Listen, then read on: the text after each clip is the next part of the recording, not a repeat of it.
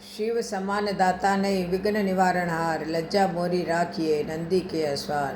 बोलो कैलाशपति की जय हो, कार्तिक महात्म्य की जय हो। आज आपको कार्तिक महात्म्य का 12वां अध्याय सुना रही हूँ। देव ऋषि नारद जी बोले, उस दानवेंद्र राजा ने विधि पूर्वक मेरा पूजन करके हंसकर कहा, हे विप्र, आज आप कहाँ से आए हैं और कहीं कुछ आश्चर्यजनक वस्तु देखी है जिसलिए आप आए हो, आज्ञा करिए। तो नारद जी बोले कि दैत्य, मैंने एक समय कैलाश पर्वत पर जाकर यहाँ पार्वती के साथ बैठे हुए शिव जी को देखा। 10,000 योजन चौड़ा यह कैलाश पर्वत है। वहाँ अनेकों कल्प वृक्ष और कामधेनु और मणियों से प्रकाशित है। उसे देखकर मुझे आश्चर्य हुआ कि तीनों लोकों में इनके समान रिद्धि कहीं है ही नहीं। हे दैत्येंद्र, तब तुम्हारी रिद्धि की मुझको याद आई, उसके देखने के लिए मैं यहाँ आया हूँ। स्त्री रत्न के बिना इस तुम्हारी रिद्धि को देखकर विचार करता हूँ कि महादेव जी के समान सुखी कोई त्रिलोकी में नहीं है। अप्सरा, नाग कन्या आदि यद्यपि आपके यहाँ है तो भी वे पार्वती सी सुंदरी नहीं है। रचना करते समय ब्रह्मा जी ने पार्वती जैसी अनेकों अप्सराओं को बनाया, परंतु उनके रूप के समान कोई अप्सरा नहीं है। स्त्री रत्न के भोगने वाले महादेव जी का वैभव श्रेष्ठ है, परंतु सब रत्नों के पति जो तुम हो, तुम्हारा वैभव वैसा नहीं है। ऐसे कह जब मैं वहाँ से चल दिया, तब वह दैत्यराज उसके रूप को सुन काम से पीड़ित हो गया। तब भगवान की माया से मोहित होकर सिंह के पुत्र राहु को महादेव जी के पास भेजा। उज्ज्वल चंद्रमा के समान कैलाश की क्षीण चंद्रमा की तरह अपने काले रंग से रंग कर राहु ने महादेव जी से निवेदन किया, हे वृषभ ध्वज, जलंधर की आज्ञा सुनो। शमशान निवासी हाड़ों की मालाधारी दिगंबर, तुमको हिमालय की बेटी ऐसी सुंदर स्त्री किस कारण से मिली है? मैं रत्नों का स्वामी हूँ, सब स्त्रियाँ व रत्न मेरे योग्य हैं, तुम जैसे भिखारी के योग्य नहीं है। नारद जी बोले, राहु के ऐसे कहते महादेव जी की भद्य प्रकृति में भयंकर एक पुरुष पैदा हो गया। सिंह के समान जिसका मुख है, लहलहाती जिसकी जीभ है, नेत्रों से विज्वाला है, ऊपर को केश है, सूखा शरीर है, ऐसे वह दूसरा नरसिंह लगता था। उसे अपने खाने के लिए आते देख डर से राहु भागा। बाहर जाकर उसको उस पुरुष ने पकड़ लिया। जब वह राहु को पकड़कर खाने लगा तो अब शिवजी ने उससे निषेध किया कि यह मारने योग्य नहीं है, यह दूत है और पराधीन है, इसे छोड़ दो। यह वचन सुनकर राहु को आकाश में छोड़ दिया। फिर महादेव जी से उसने प्रार्थना की। वह बोला, मुझको भूख बहुत लगी है, हे देव, मैं क्या खाऊं, यह मुझे आज्ञा दो। तो शिवजी बोले, तो अपने हाथ पैर का मांस खा ले। नारद जी बोले, शिवजी की आज्ञा से उस पुरुष ने हाथ पैर का मांस खा लिया, केवल सिर ही बाकी रह गया।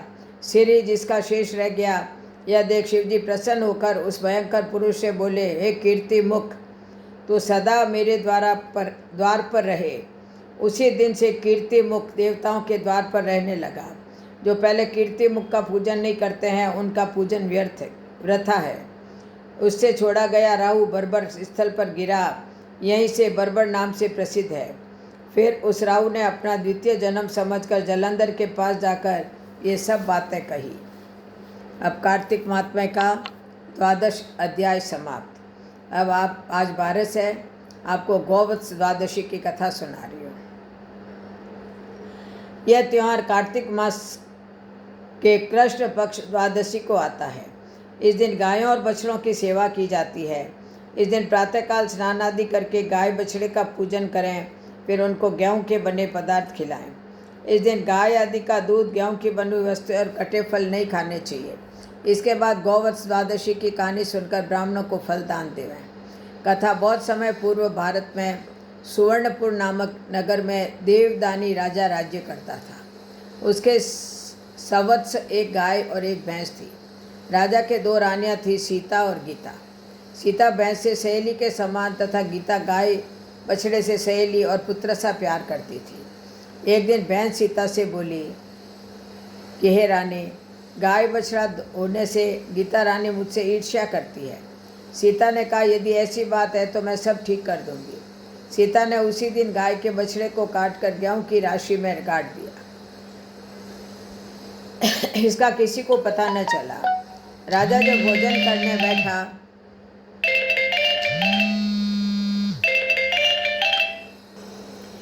इसका किसी बात को पता नहीं चला।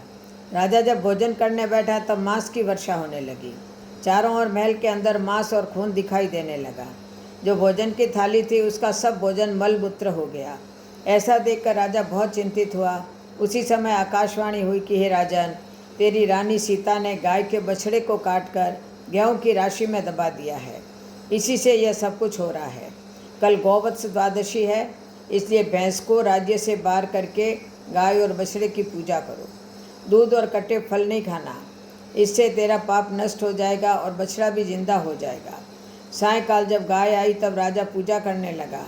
जैसे ही मन में बछड़े को याद किया वैसे ही बछड़ा गेहूं के ढेर में से निकलकर पास आ गया। यह देख राजा प्रसन्न हो गया। उसी समय से अपने राज्य में आदेश कर दिया कि सभी लोग गौवत्स द्वादशी का व्रत करेंगे।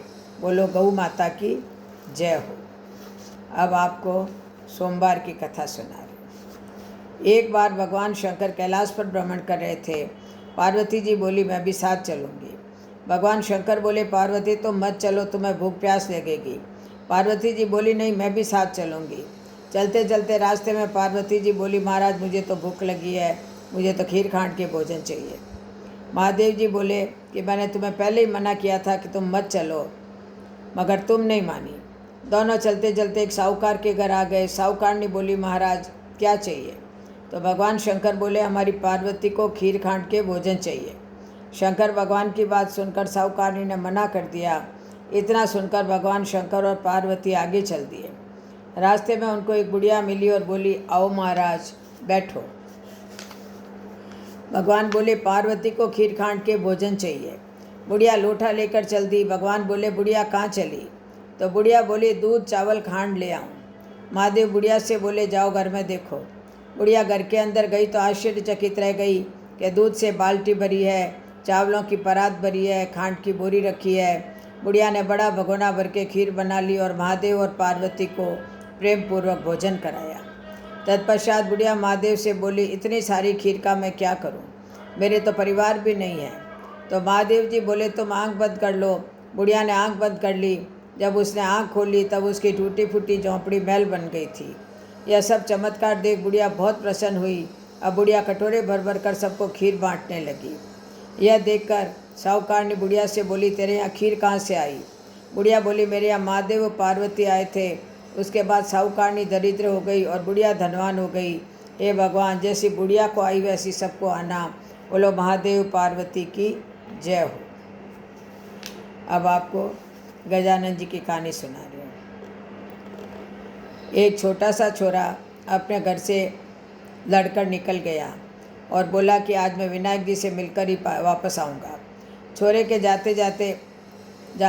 जाता जाता बावड़ी उजाड़ में चला गया। विनायक जी ने सोचा कि मेरा नाम लेकर घर से निकला है, सो इसको घर वापस नहीं भेजूँगा तो बाघ वगैरह खा जाएंगे। विनायक जी बोले कि मैं ही विनायक जी हूँ, तेरे को क्या चाहिए सो मांग ले, पर एक ही बार में मांगना।